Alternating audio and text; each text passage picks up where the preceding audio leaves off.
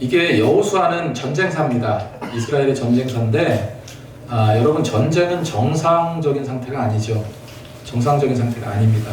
그런데 그 정상적이지 않은 상태에서 정상으로 이끌어 가시는 분은 또 하나님이세요. 하나님께서 이끄시는 그 이끄심의 방향, 이끄심의 과정이 어떤지를 우리가 자세히 살펴봐야 될 줄로 믿습니다. 여러분 복음의 가치가 어느 정도라고 생각하십니까?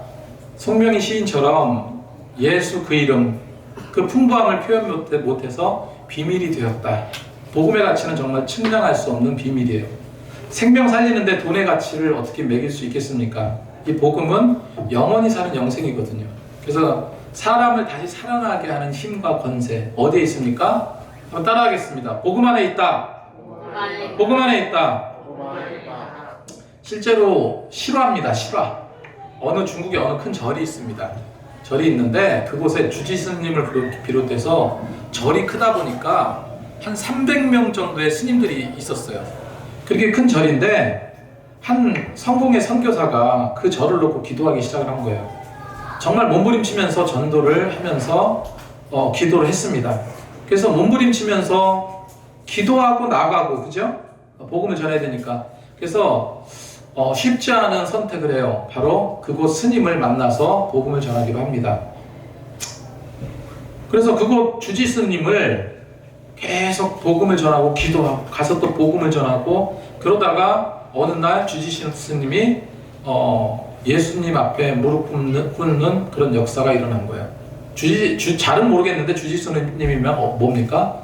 그 교회 절에서 가장 짱이잖아요. 그래서 이 주지스님이 예수 앞에 무릎 꿇고 예수를 믿는 역사가 일어난 겁니다. 그 스님이 모든 것을 청산하고 예수 믿기로 결심하자 한 명 한 명의 스님들이 예수님을 믿기 시작했던 거예요. 한 명씩 변화받고 결국 스님이요 그곳에 있는 300명이나 되는 큰 절, 거기에 많은 사람들이 예수를 믿게 되고 결국은 지금 뭘로 바뀌었는지 아세요? 그 큰 절이 이제 스님들이 다 나가든지 아니면 예수 믿든지 하고 그 큰 절에는 지금 신학교로 바뀌었다고 그래요. 실제로 일어났던 실화입니다. 제 친한 목사님이 중국에 가서 직접 그 절이 변해서 신학교가 바뀐 곳을 탐방하면서 제게 해준 말이에요. 여러분 한 사람의 선교사의 몸부림이 300명의 스님들을 변화시켰습니다. 우리가 안 될 이유가 뭐가 있겠습니까?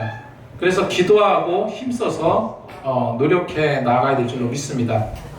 오늘 이 말씀은 이스라엘의 첫 번째 아이성 진격에 패하고 아간의 범죄를 종결시켰죠. 그 죄의 대가를 묻고 그 죄를 제거했습니다. 그래서 하나님의 이끄심으로 아이성을 정복하는 과정이 나와 있는데 그 과정을 잠시 한번 말씀을 드리면 하나님은 3만 명의 군사들을요 아이성 근처에 매복하라, 숨어 있으라고 명령합니다. 그래서 매복했던 곳이 서쪽 베델과 아이 사이에 군사들을 쫙 매복시켰어요. 여기가 이제 예루살렘 북쪽에서 약 19km 지점이라고 합니다. 그래서 그 베델은 아브라함과 야곱이 하나님께 단을 쌓았던 곳이 베델이잖아요. 그래서 군사들은 먼저 아이성 가까이 매복하고 나머지 군대들은 여호수아를 따라서 아이성을 진격하러 갑니다.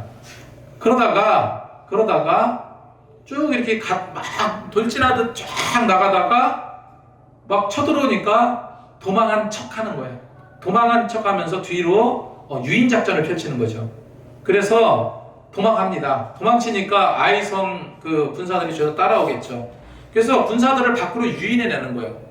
자, 그렇게 밖으로 내려왔을 때 거기에 무려 3만 명이나 되는 이스라엘 군대들이 매복해 있었다고 그랬죠. 그래서 아이성을 치는 전략을 세웠던 거예요. 15, 17절 말씀에 여호수아와 온 이스라엘이 그들 앞에서 거짓으로 패한 척하여 광야길로 도망하며 그 성읍에 있는 모든 백성이 그들을 추격하려 모여 여호수아를 추격하며 유인함을 받아 아이 성읍을 멀리 떠나니 아이와 베델에 이스라엘을 따라가지 아니한 자가 하나도 없으며 성문을 열어놓고 이스라엘을 추격하였더라. 이렇게 기록하고 있습니다. 그러니까 아이 사람들이 방심한 거예요. 왜? 한번 쫓겨갔거든요. 이스라엘 군인들이 얻어 터져가지고 도망갔거든요. 그러니까 방심했겠죠. 그래서 아이와 베델 사이에 이스라엘을 따라가지 아니한 자가 하나도 없으면서 없고 아예 성문을 열어놨다는 거예요. 전쟁 중에. 그렇게 기록하고 있습니다. 하나님은요 이때를 놓치지 않았어요. 그래서 하나님은 여호수아와 백성들이 도망할 때 매복병들은 달려가서 성읍을 점령하라 명령하신 거예요. 7절 말씀에 너희는 매복한 곳에서 일어나 그 성읍을 점령하라. 너희 하나님 여호와께서 그 성읍을 너의 손에 주시리라. 여러분, 모든 것이 우리가 제가 이런 말씀 하나님은 내가 어떤 기도 제목으로 기도하잖아요. 기도하면은 그거를 해결시켜 주시는 것이 아니라 해결시켜 주시기 위한 기회를 주십니다. 그런 경우가 많아요. 그러니까 내가 부지불식간에 이거를 놓고 기도했는데 이게 왜 이렇게 기도 응답이 안 되지 하다가 늦어서 한참 지난 다음에 뒤를 보면 이미 기도 응답이 돼 있는 그런 예들이 많다는 거예요. 마찬가지로 그 아이성을 점령하는데 하나님께서 진두지휘 하시긴 하시지만 여러분 그 아이성을 해 나갈 때 갑자기 하나님께서 뭐 기적을 행하셔서 그것을 치게도 하시지만 지금 이거와 같이 여러 가지 아주 기가 막힌 어떤 작전을 펼치게 하시는 분이 또 하나님이시라는 거예요. 하나님은 나에게 응답해 주시는 것이 어떤 방향인지 몰라요. 제가 또 이런 말씀드렸죠. 응답받지 못했다고 생각하는 것 역시도 응답이다 라고 말씀드렸습니다. 그래서 성경에는 모든 기도는 응답해 주신다 그렇게 성경이 말하고 있잖아요. 그걸 우리가 믿고 나갔으면 좋겠습니다. 단 하나님 보시기에 성결함이 없고 깨끗함이 없고 거짓이 가득차 있는 가운데에서 내 사리사역을 위해서 기도한다, 내 사리사역을 위해서 다른 어떤 걸 한다, 이 기도 들어주실까요? 이거는 철저히 안 들어주세요. 아이성의 아간의 그 범죄함으로 인해서 패배했잖아요. 여러분 그 전쟁 중에 이스라엘 백성들이 얼마나 전쟁의 승리를 위해서 기도했겠습니까? 그 기도를 들어주시지 않았어요. 왜? 흠과 티가 있잖아요. 죄악이 있잖아요. 그러니까 하나님은 그거 먼저 제거하시는 겁니다. 그래서 우리는 끊임없이 하나님께 회개의 삶을 살아야 될 줄로 믿습니다. 그래서 하나님 뜻대로 말씀대로 그 말씀을 믿고 실천하면서 나가면 반드시 승리한다는 거예요. 그래서 여호수아가 단창을 들어서 성읍을 가리키자 매복했던 군사들이 어떻게 합니까? 자리에서 급히 일어나서 성읍으로 달려가서 그 성읍을 불질렀다 기록하고 있어요. 그 아이성의 모든 군사들은 어떻습니까? 진퇴양난에 빠진 거예요. 20절 말씀에 아이 사람이 뒤돌아 본즉 그 성읍의 연기가 하늘에 닿은 것을 보이니 이 길로도 저 길로도 도망할 수 없이 되었고 광야로 도망하던 이스라엘 백성은 그 추격하던 자에게로 돌아섰더라 기록하고 있습니다. 결국 아이성의 왕은 사로잡고 아이성의 사람들은 모두 다 멸망당하는, 죽임당하는 일이 펼쳐지고 있습니다. 자, 그렇다면 우리가 이런 과정을 통해서, 이건 피비린내라는 전쟁의 역사거든요. 그런 전쟁의 역사를 통해서 과연 우리 현실 가운데서 이 말씀이 어떤 교훈을 주고 있는가, 어떻게 살아가야 될까 하는 것을 우리가 살펴봐야 될 줄로 믿습니다. 그래서 이 전쟁을 통해서 알 수 있는 것은 하나님은요, 전쟁 위에 우리 삶 속에서 환난이나 시험 중에 어떻게 우리에게 역사하시는지, 어떻게 우리를 이끄시는지를 발견할 수 있으면 된다고 생각합니다. 자, 그래서 하나님은 과연 어떤 분이신가? 다시 일어서게 한다는 건 뭡니까? 이미 쓰러진 거예요. 이미 패한 거예요. 이미 주저앉은 상태입니다. 아이성에서 한번 패배를 경험했듯이 이미 한 번의 좌절과 실패를 경험한 거예요. 근데 하나님은 거기서 다시 일어서게 해주신, 그냥 일어서게 하는 게 아니라 다시 일어서게 해주신다, 재개하게 해주신다는 겁니다. 우리가 살아가면서 얼마나 많이 무너지고 쓰러지고 넘어지고 자빠지고 합니까? 그죠? 하나님께서 어떻다고요? 다시 이렇게 세워주신다. 중요한 것은 실패의 쓸맛을 본 것이 중요한 것이 아니라 다시 일어나는 게 중요해요. 옛날에 어렸을 때 홍수환 선수가 사전 오기 신화 아시죠? 4번 다운당했어요. 4번 다운당하고 KO 그랬는데 일어나서 어떡합니까? 마지막에 KO 시켰잖아요. 그런 승리도 있잖아요. 그래서 하나님은 여러 차례 우리에게 하시는 말씀이 뭐냐면은 두려워하지 말고 믿고 나가라는 거예요. 1장 1절 말씀에 여호와께서 여호수아에게 이르되 두려워하지 말라, 놀라지 말라, 군사들을 다 거느리고 일어나서 아이로 올라가라. 이것이 하나님께서 우리에게 주신 명령입니다. 다시 일으켜 세워주시겠다는 거예요. 다시 회복시켜 주시겠다는 겁니다. 그 약속은 계속해서 반복됩니다. 7절에 여호와께서 그 성읍을 너희 손에 주시리라. 18절 말씀에도 여호와께서 여호수아에게 이르되 내 손을 잡은 단창을 들어 아이를 가리키라. 내가 이 성읍을 내 손에 넘겨주시리라. 반드시 기억하시기 바랍니다. 다시 일어서게 하는 힘은 어디서 나온다고요? 하나님께로부터 나옵니다. 하나님께서 된다 하시면 되는 줄 믿으시기 바랍니다. 우리가 쓰러질 때, 패배할 때, 내 뜻대로 안 될 때, 내 뜻대로 안 될 수 있죠. 그리고 한두 번, 10번이라도 주저앉을 수 있습니다. 하지만 어떻게 한다고요? 다시 일으켜 세우신다는 겁니다. 그냥 툭툭 털고 일어나서 다시 시작하면 하나님께서 힘을 주세요. 분명히 기억할 건 뭐라고요? 그거 믿으라는 거예요. 걱정하지 마. 내가 승리를 줄 테니 어서 일어서 그리고 믿고 나가. 하나님께서 지금도 우리에게 그렇게 말씀하십니다. 그래서 전쟁이나 전투는 그 상황을 대처하기 위한 기술과 전략이 필요하지만 하나님의 전략과 전술은 오직 하나님을 믿는 믿음 안에 있음을 기억하시기 바랍니다. 두 번째로 하나님은 매복의 능력을 키우길 원하십니다. 자, 아까도 말씀드렸지만 아이성 근처에 복병을 두라 말씀하셨어요. 2절 말씀에 너는 여리고와 그 왕에게 행한 것 같이 아이와 그 왕에게 행하되 오직 거기서 탈취한 물건과 가축은 스스로 가지라. 너는 아이성 뒤에 복병을 둘지라니 여기서 복병을 둘지라 했거든요. 복병은 그냥 매복을 말해요. 매복. 몰래 숨어있는 전략입니다. 그래서 허를 찌르는 공격을 감행하는 거예요. 자, 매복은 그 어떤 겁니까? 드러내지 않고 숨는 거예요. 숨는 거. 숨어있다고 힘이 없고 영향력이 없는 게 아닙니다. 근데 우리는 자꾸 드러내기를 좋아하죠. 그죠? 하나님은 내가 매복해 있는 그 가운데서도 역사하시는 분이에요.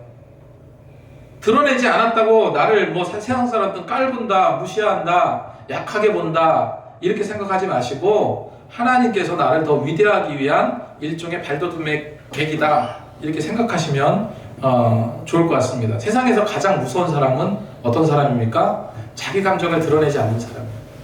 어떤 사람이라고요? 자기 감정을 드러내지 않는 사람이에요. 수년 전에 작년인가요? 재작년인가? 전두환 전 대통령이 사망했죠. 이번 이번 계엄 선포는 되게 사람들이 어설프다, 어쩌다 그렇게 얘기하는데 시대가 그만큼 많이 지났죠. 전두환은 어떻습니까? 사람들 한 명 한 명을 자기 완전 피를 나는 형제처럼 저기 하잖아요. 그래서 하나회 모이면 어떡합니까? 실제로 손을 땄어요. 손을 이렇게 피를 떨어뜨려서 그거로 마시면서 자기 그 소속감을 위해서 그렇게 얼마나 철저했겠습니까? 전두환 대통령이 사망했어요. 근데 사망하고 나서 얼마나 그 기업가들로부터 많은 돈들을 은닉했습니까? 그래서 예전에 그런 일이 터지고 나서 전두환 일가의 은닉재산을 찾으려고 막 여기저기 찾아다니는데 제대로 찾지를 못하는 거예요. 얼마나 꽁꽁 숨겨놨는지 제대로 찾을 수가 없어. 그러면서 뭐라고 합니까? 나는 전 재산이 29만 원밖에 없어. 그렇게 국민을 우롱하다니요. 나중에 밝혀지지 않을 게 없잖아요. 나중에 드러났는데 놀라지 마세요. 전두환의 차명 계좌가 무려 3만 개입니다. 3만 개. 얼마나 큰 도둑놈이에요. 그죠? 그리고 뭔가 좀 의심되는 부동산이 100건이래요. 100건. 근데 그게 법적으로 어떻게 할 수 없는 게 법적으로 어떻게 할 수 없는 그 부동산이나 은닉재산이 차명 계좌가 3만 개. 우리나라 마지막 독재자라고 평하고 있는데 어찌 보면은 우리가 세상적으로 보면은 정말로 매복의 기술이 대단한 사람이에요. 대단한 사람. 옳지 않은 거지만. 그래서 세상 사람들은 가장 무서운 사람이 뭐냐면 드러내지 않는 사람이 가장 무서운 사람이에요.